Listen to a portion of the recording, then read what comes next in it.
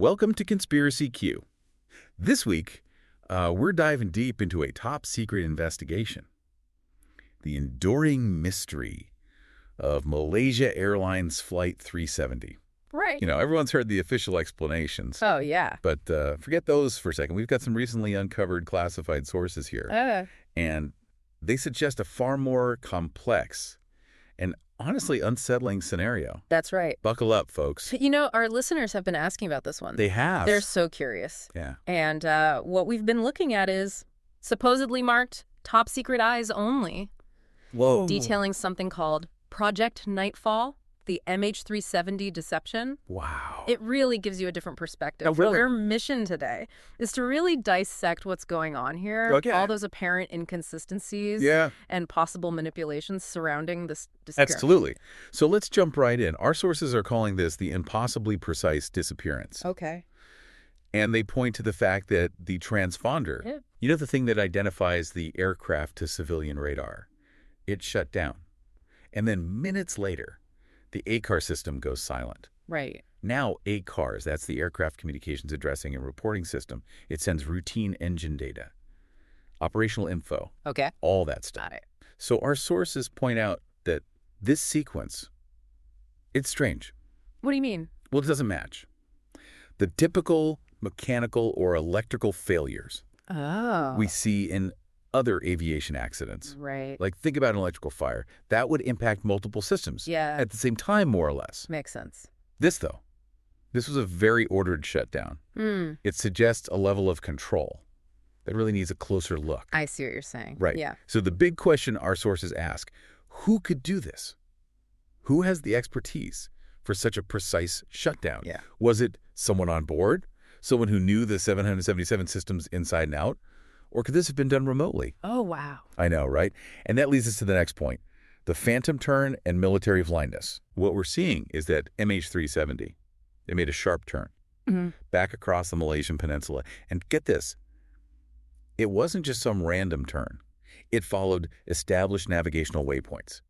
This means it was controlled flight, not some plane veering off course. Okay. Now, here's where it gets even crazier. Military radar. From both Malaysia and Thailand. They tracked an unidentified aircraft, matching MH370's profile for over an hour. An hour. An hour, as it flew through their airspace. So the question is, why wasn't it intercepted? Exactly. It doesn't make sense. It's a huge red flag. A large commercial airliner goes off course, enters the airspace of multiple countries, and is tracked by military radar for an hour without anyone intercepting it. That's deeply concerning. Deeply concerning. And our sources even mention leaked military radar data. What? That backs up this track. Wow. So the official explanations, talk about confusion, or failing to identify the aircraft, they just don't cut it. Our sources are straight up asking, was there a stand-down order Oh my God. from some higher power? It's a chilling thought. It really is. This lack of interception makes you wonder about the information we're given and what's being hidden from us. Absolutely. Now let's move on to what our sources call the Inmarsat data convenient complexity. Okay. The Inmarsat data, that's the satellite pings. Right. That led everyone to believe the plane crashed in the southern Indian Ocean. That's the official story. But our information expresses skepticism about this data. They highlight that the location, it was determined through complex Doppler shift analysis. Doppler shift? Yeah, basically. It's how the frequency of a signal changes based on the relative motion between the sender and receiver.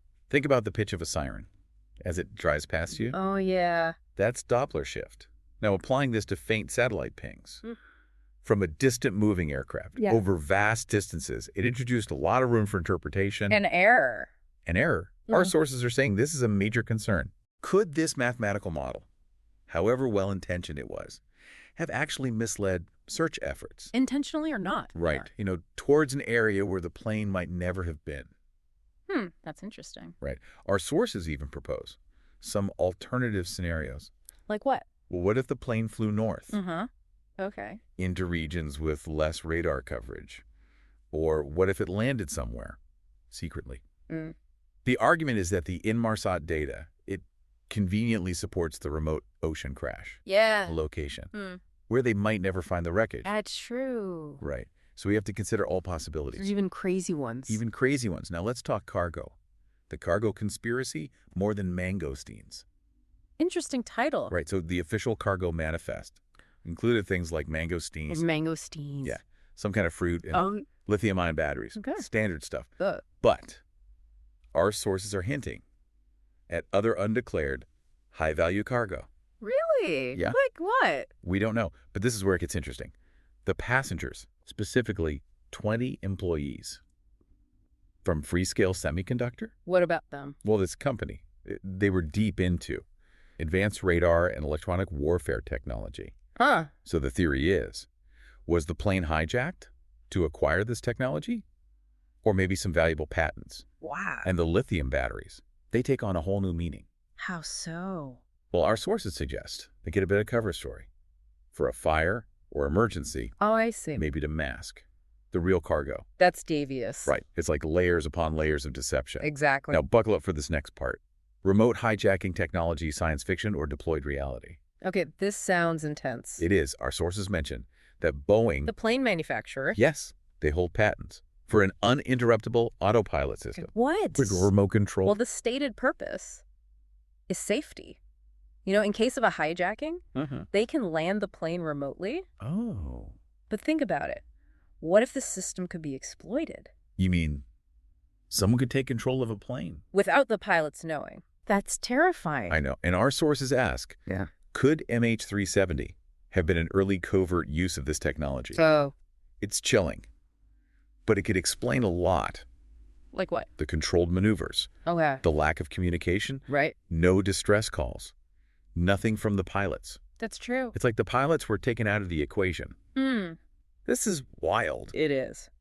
Now let's talk about a very specific location. Okay. Diego Garcia, the elephant in the ocean. Diego Garcia. Yeah. Isn't that a U.S. military base? It is a highly strategic one, and our sources are saying it's shrouded in secrecy. Okay. And guess what? It's within flight range. You think MH370 could have gone there? If it turned west after Malaysia, it's possible. Now here's the thing.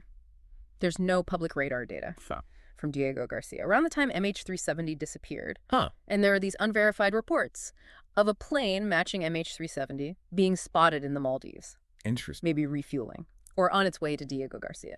So could the plane have been forced to land there? It raises serious questions Yeah, about what governments are hiding. I agree. Okay, next up. The scant debris. Too little, too late. The debris. Yeah. But they did find some. Good. But think about it.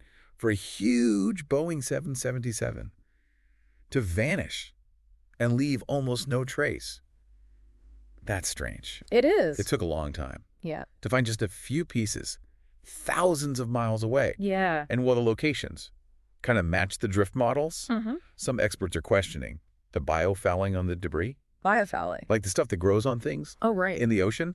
They're saying it doesn't match what you'd expect for debris that's been in the water that long. Huh.